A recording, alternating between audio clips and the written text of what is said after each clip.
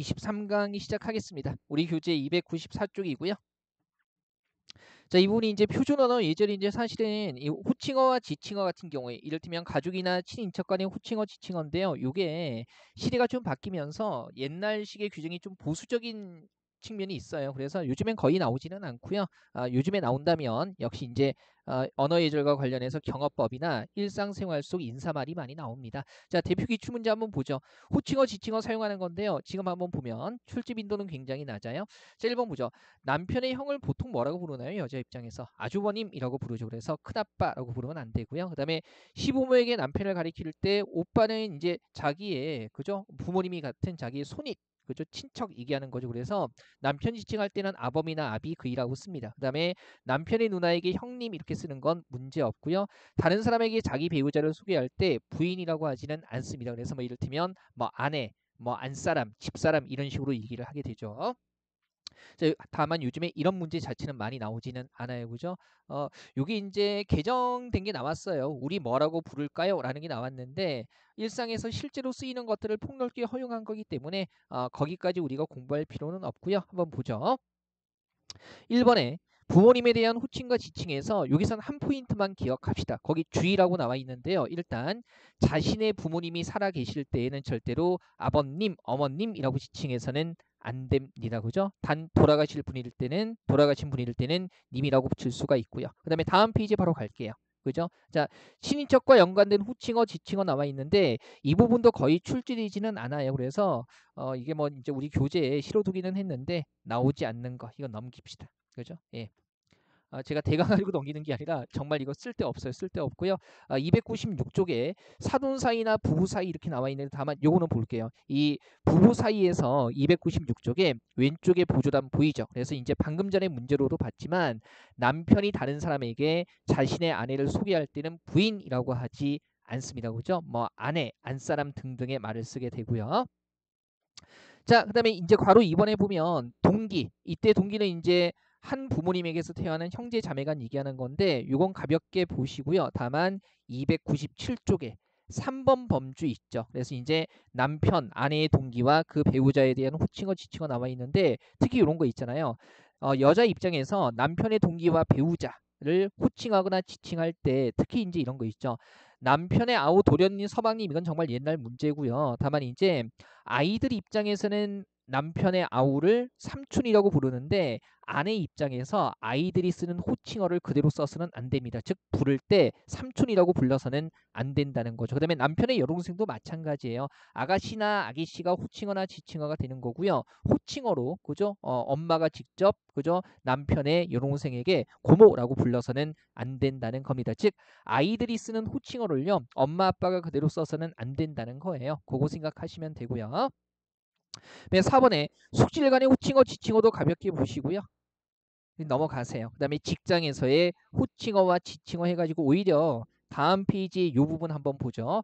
직장에서 직함이 없는 동료가 연장자일 때는요. 누구누구 씨보다는 선배님, 선생님, 뭐 권 선생님, 권기태 선생님 이렇게 부르는 게 좋고요. 연장자인 여자 직원에게는 뭐 권여사, 권기태 여사, 제가 여사는 아니지만 그 다음에 직장에서 뭐 기태야, 어이 권씨 이렇게 부르면 안 됩니다. 공적인 공간이기 때문에 안 되는 거고요. 그 다음에 5번 마지막이죠.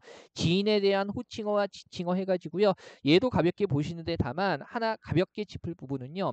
직장 상사의 아내를 사모님이라고 부르고요. 직장 상사의 남편을 사부님 이렇게 부를 수 있습니다. 그죠? 부를 수 있고요. 그리고 우리 왜 친구 아내를 남자 입장에서 부를 때 재수씨 이렇게 부르는 건 안 돼요. 재수씨는요. 남자 입장에서 자기 남동생의 아내를 재수씨라고 부르는 겁니다. 친구가 자기 남동생은 아니잖아요. 그리고 맨 마지막에 주의 보시면 종업원이나 직원을 고모, 이모, 실제 친인척이 아니기 때문에 고모나 이모라고 부르지는 않아요. 우리 흔히 여기요, 여보세요 하는 표현이 버릇없는 표현이 아닙니다. 어쨌든 시험에는 그렇게 나오니까 알아두시고요. 자, 그다음에 300쪽 보시면 경어법 나와 있죠. 요거는 이제 여전히 중요해요. 높임법 체계하고도 관련이 되는 거고요. 자, 옳은 거 한번 풀어 볼까요? 그죠? 1번 보시면 교수님이 연구실에서 교수님을 직접 보고가 아니라 우덜은 만날 때는 뵙고라고 얘기해야 되죠. 그다음에 2번에 큰아버지 오늘 약주를 많이 드셨는데 제가 집이 아니라 댁이라고 해야 되죠. 그다음에 3번에 김 과장님 부장님께서 빨리 오시라는데 뭐 오시라고 하시는데 정도가 좋고요. 결정적으로 안 되는 부분이 시간 같은 경우는 사람이 아니기 때문에 계십니까라고 쓰지는 되지는 않습니다. 그죠? 조심하셔야 되고요. 시간 있으십니까? 이렇게 써야 되죠. 그럼 남아있는 거 4번인데요. 철수야 이것은 중요한 문제니까 부모님께 여쭤보고 자기보다 웃어른께 뭔가 물어볼 때는 여쭈다라는 표현을 쓰는 게 맞죠. 정답 4번이고요. 이 범주는 중요해요. 이 범주는 여전히 중요하고요. 자, 본문 내용 한번 보죠. 가정에서의 경어법이라고 해가지고요. 특징의 1번 보시면 그죠? 서술어의 시 높이는 거고요. 다만 서술어 쪽에 용언이 2개 이상 나올 때는요. 각각 시 넣는 것보다는 맨 마지막에 뭐 문법적으로 뭐가 틀리다 맞다 있는 건 아닌데 권장하기로는 맨 마지막 용언에 시 넣으라고 권장하고 있습니다. 그래서 할머니께서 가방을 가지시고 가셨다보다는 가지고 가셨다 이렇게 되는 거고요. 존댓말 정확하게 써야 되죠. 그 다음에 주요 용례 보면요. 1번 보세요. 손주가 조부모에게 부모의 말을 전할 때 조부모가 그죠? 손주의 부모님보다는 당연히 어른이잖아요. 그래서 압존법의 원칙에 따르면 그죠? 일단 조부모나 집안의 우더런 앞에서 부모를 높이지 않아야 하지만 실질적인 언어 사용 환경을 고려해가지고 예를 들면 할아버지 앞에서 아버지 어머니를 높이지 않는데 다만 이제 그게 좀 부담스럽잖아요. 그래서 자기보다 높은 부모를 높이는 것도 허용합니다. 그래서 할머니 어머니가 그죠? 진지 잡수시라고 하였습니다가 원칙이고요. 할머니 어머니가 진지 잡수시라고 하셨습니다. 둘 다 되는 거예요. 그다음에 조부모가 손주에게 자녀를 언급할 때 말 그대로 이제 높임법 안 써도 되는데 손주 입장에서는 뭡니까? 조부모의 자녀, 즉 손주의 아버지, 엄마가 손주보다는 어른이기 때문에 그죠? 교육적 차원에서 시를 넣을 수도 있습니다. 그래서 뭐 기태야 어머니 좀 오라고 해라 맞는 표현이고요. 물론 기태야 어머니 좀 오시라고 해라 이렇게 쓸 수도 있는 거예요. 직장이나 사회에서의 경험법 보시면 존경의 표현과 관련해 가지고요. 동그라미 1번 한번 보죠.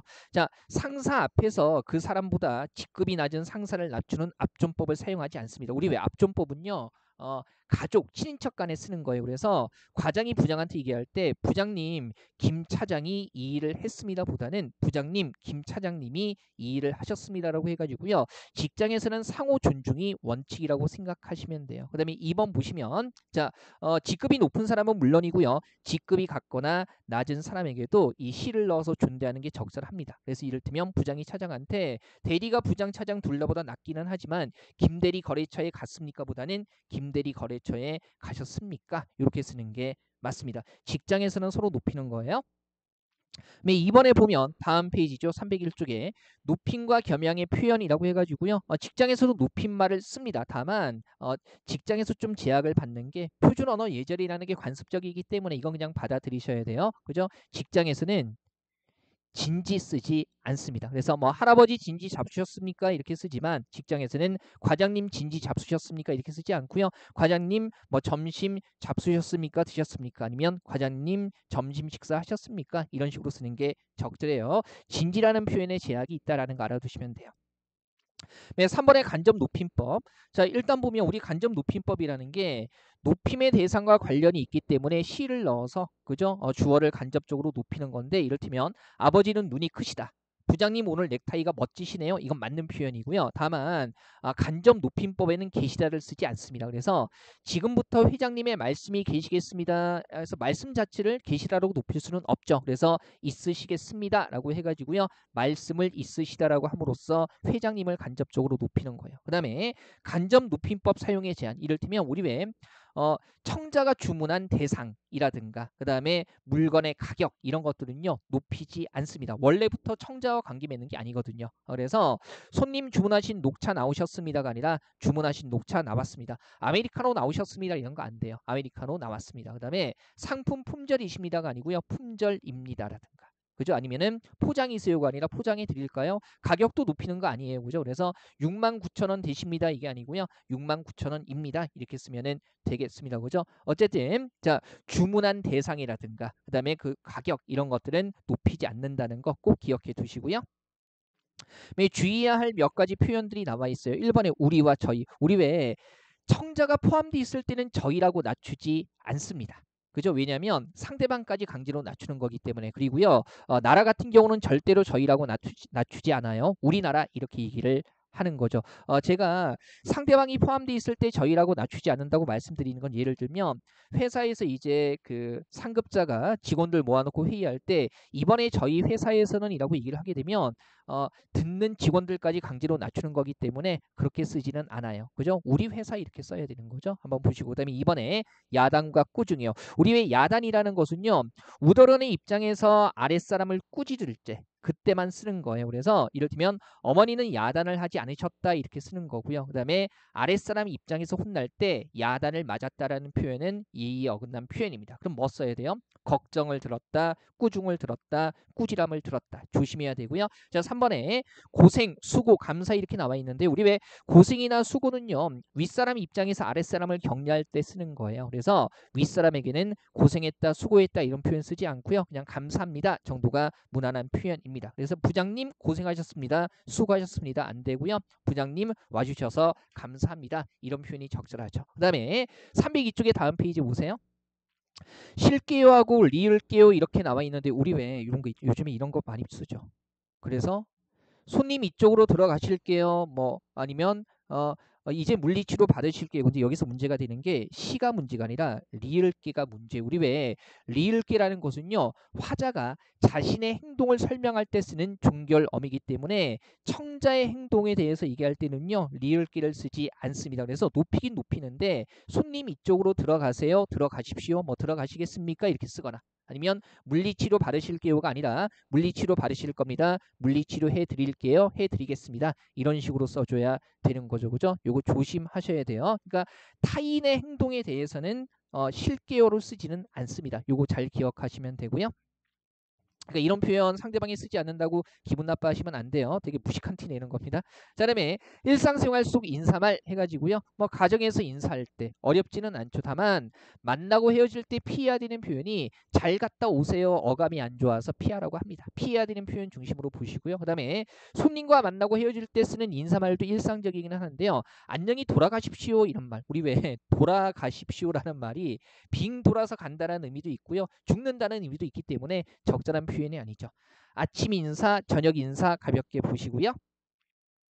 4번에 자신을 소개할 때 뭐 두 사람 만났을 때 처음 뵙겠습니다. 뭐 저는 권기태입니다. 인사드리겠습니다. 권기태입니다. 뭐 여러 사람 앞에서 처음 뵙겠습니다. 권기태입니다.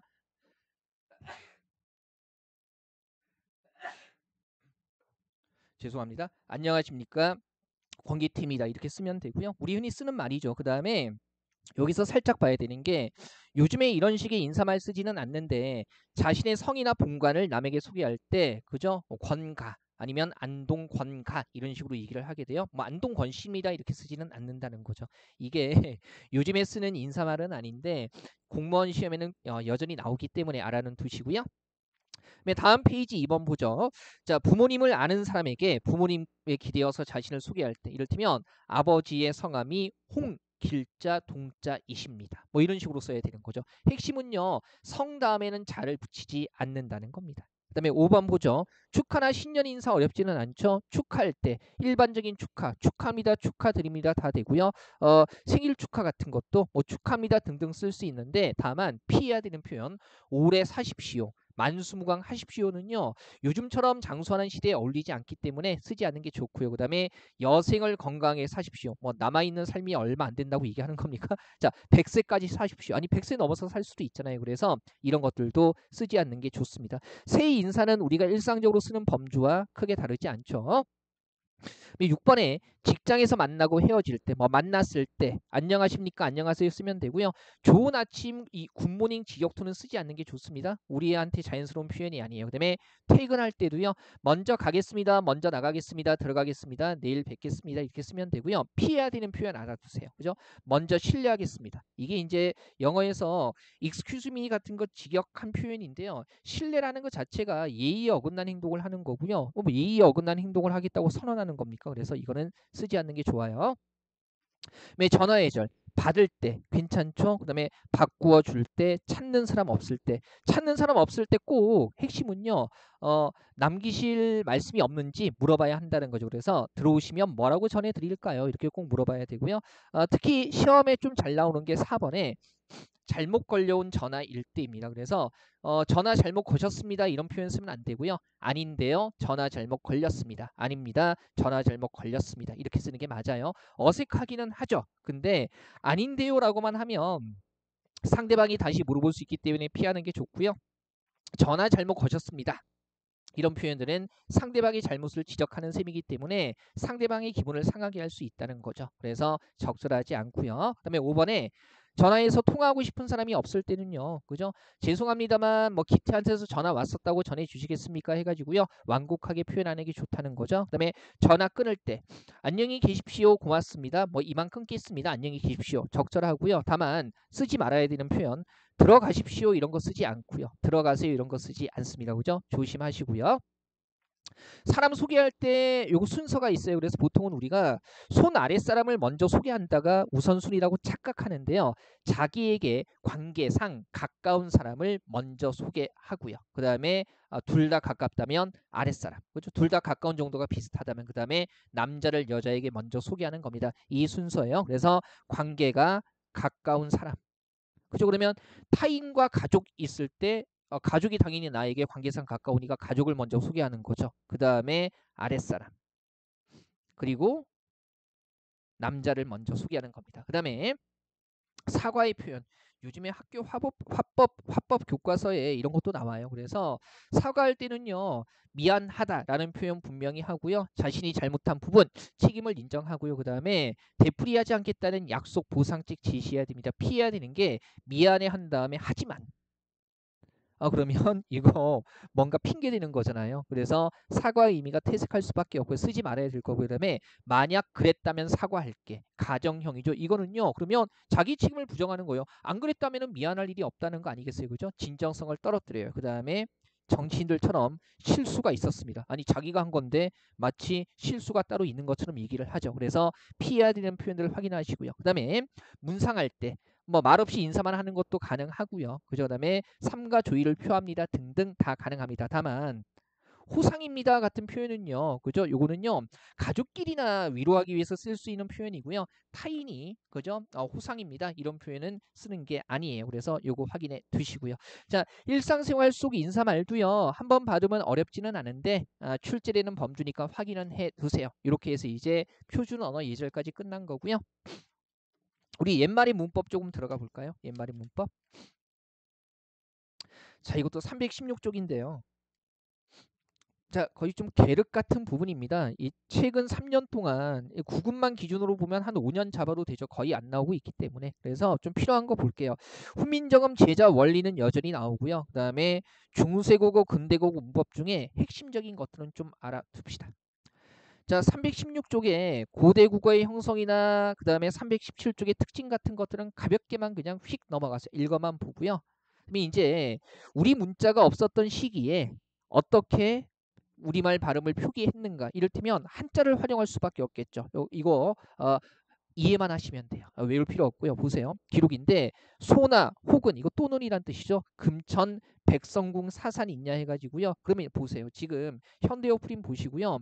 또는이라고 했으니까 이렇게 쓰는 사람과 이렇게 쓰는 사람이 같다는 건데 아니 우리가 요즘식으로 읽으면 얘는 소나고 금천이니까 완전히 다른 사람 같잖아요. 근데 이런 거예요. 이 소나를 보면 얘가 힐소자고 나자는 어찌 나자죠. 그다음에 얘는 쇠금자고 내천인데 그죠?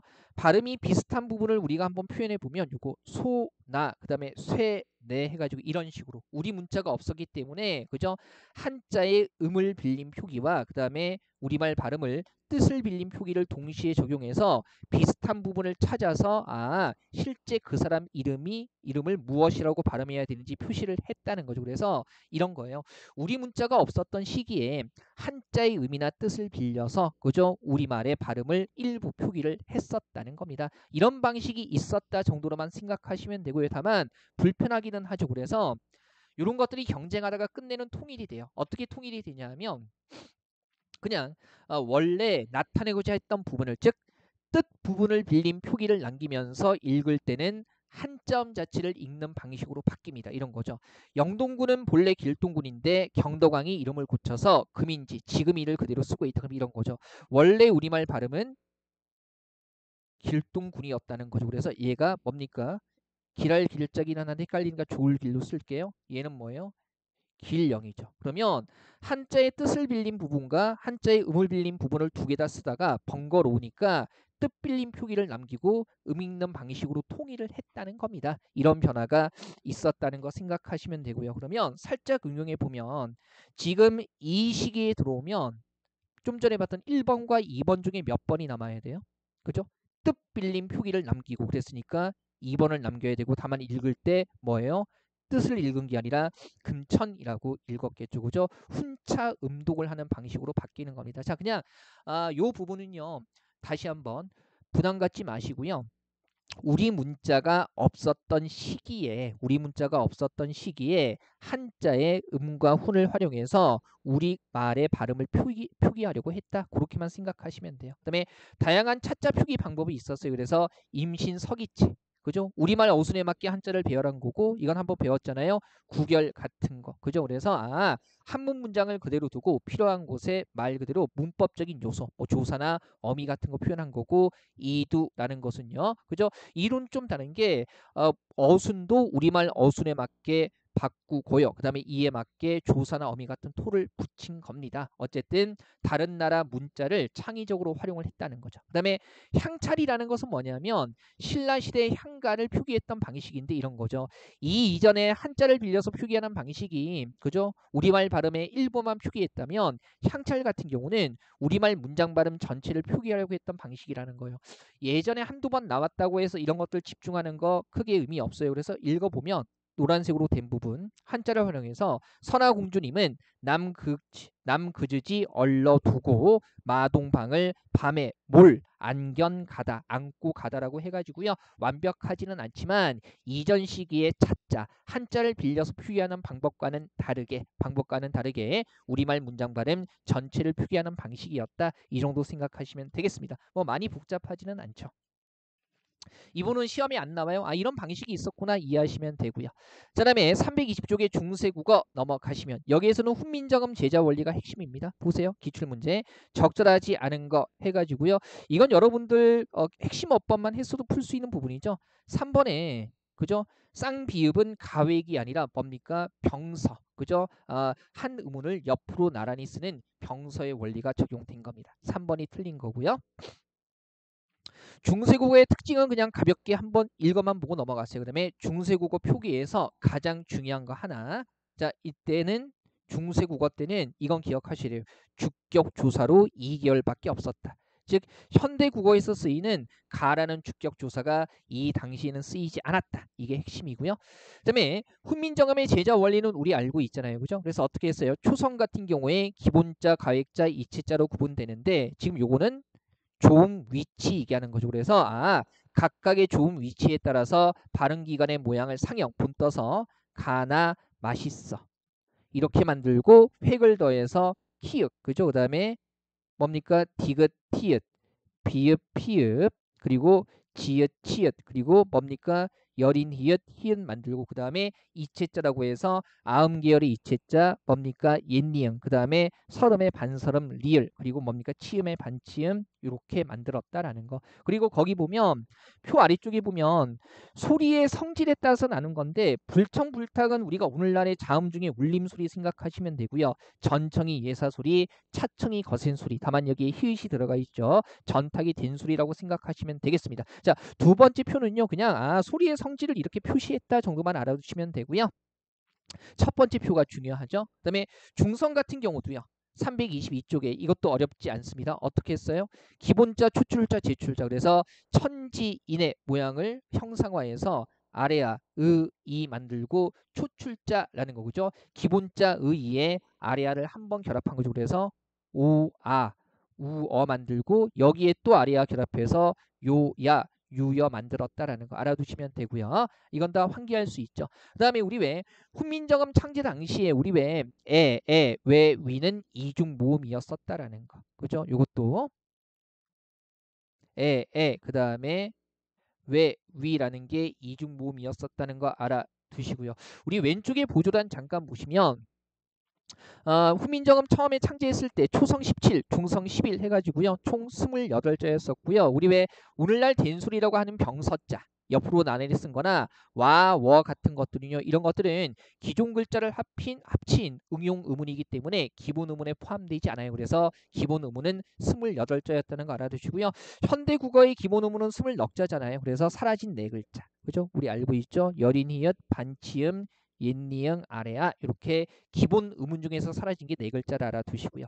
자, 가끔 이제 요 부분이 나와요. 이거 뭐냐면 훈민정음 제자의 자모 해설을 보고요. 한문으로만 주고 그거 읽고 나서 어떤 자음을 가리키는가. 그래서 기역은 상설근 폐우지형. 기역 니은이다 혀의 모양을 본뜬 거죠. 그래서 혀뿌리가 목구멍 맞는 거 기역. 그다음에 상설 부상 악지형 해가지고요. 혀설자의 윗상자 나오면 니은이에요. 미음은 상구형, 시옷은 상치형, 이응은 상우형이고요. 모음 같은 경우도요. 아래아는 형지원 상호천, 은은 형지평 상호지, 이는 형지립 상호인 해가지고요. 천지인 들어가 있기 때문에 요거 한문으로만 나왔어도요. 한문으로만 쓰여도 결정적인 힌트가 있기 때문에 연결할 수 있어야 되고요. 훈몽자에 대한 정보는 가볍게 보세요. 다만 이제 오늘날 우리가 사용하는 한글 자모의 명칭이 여기 있다. 그리고 종성은 종성부형 초성 해가지고요. 따로 만들지 않죠. 문자 만들었으면 어떻게 쓸 수 있는가 운용 방식 설명해야 하잖아요. 그죠? 조금 더 보죠. 그래서 이어쓰기, 다른 말로 연서라고 하는데 얘는 초성자 두 개를 밑으로 이어쓰는 방법이죠. 그래서 이런 거. 우리가 순경은 비읍, 비읍 이응을 위아래로 이어쓰는 거고 다만 얘는 기본 의문은 아니죠. 그 다음에 나란히 쓰기, 갈바쓰기 병서 요 방식만 이해하시면 돼요. 옆으로 나란히 쓰는 거죠. 그래서 각자 병서는요. 같은 초성을 옆으로 나란히 쓰는 거고 합용 병서는 이를테면 서로 다른 초성을 옆으로 나란히 쓰는 겁니다. 참고사항이 있는 것은요. 말 그대로 참고로만 보세요. 그죠? 이것도 복잡하게 나오잖아요. 그 다음에 붙여쓰기. 그죠? 초성에 중성을 붙였을 때 그죠? 밑에 써야 되는지 오른쪽에 써야 되는지 밑에 붙여 쓰는 거 오늘날 우리가 쓰는 거하고 똑같잖아요. 그죠? 그래서 밑에 붙여 쓰는 거 하부서, 오른쪽에 붙여 쓰는 거 우부서 이런 것들이 있고요. 그다음에 음절 같은 경우에 초성과 중성, 초성, 중성, 종성이 어울려서 음절을 이루게 되죠. 그다음에 성조와 방점, 글자 왼쪽에 방점이라는 걸 찍어서 성조, 소리의 고저, 높낮이를 나타냈다는 거 알아두시면 되고요. 그다음에 방점은요. 음의 길이 장단과는 전혀 관련이 없다라는 거 알아두시면 돼요. 표기법 보시면 종성 표기법 해가지고요. 이 당시에는요. 받침, 종성을 8개로만 표기했다는 겁니다. 쉽게 생각해서 기역부터 이응까지라고 생각하시면 되는데 중세국어 당시에 종성에서 소리나는 이응은 옛이응으로 표기를 했고요. 그다음에 동국정운식은 뭐냐면 그냥 한자음을 훈민정음으로 나타낼 때 그 당시에 외래어 표기법 같은 거죠. 그런 방식이라고 알아두시면 되고요. 이것도 너무 깊게 들어가지 마세요. 이 중세국어 문법도 안 나온 지 원체 오래됐기 때문에. 그다음에 여러 형태소가 연결될 때의 표기 이 당시에 맞춤법이라고 생각하시면 되겠죠. 그래서 이건 우리가 알아요. 이어적기 연철은 받침 있는 실질 형태소에 모음으로 시작되는 형식 형태소 결합할 때 소리 나는 대로 적는 거. 그래서 우리 왜 사람에다가 이 결합했을 때 얘는 사람이 이렇게 적는 거고 끊어적기는 각각의 형태소의 원형을 살려 적는 거죠. 그래서 사람이 이렇게 되는 거고 그다음에 거듭적기는 중철, 훈철이라고 하는데 얘는 어떻게 하는 거예요? 그죠?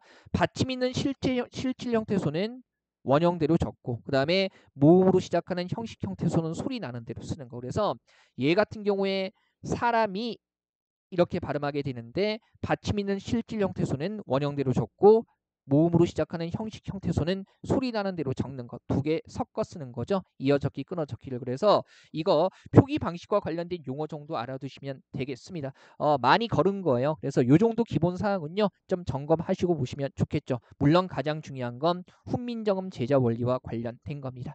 자, 22강은요. 요 정도까지 보기로 하고요. 좀 이따가 잠깐 숨 좀 돌렸다가 마무리하도록 하죠.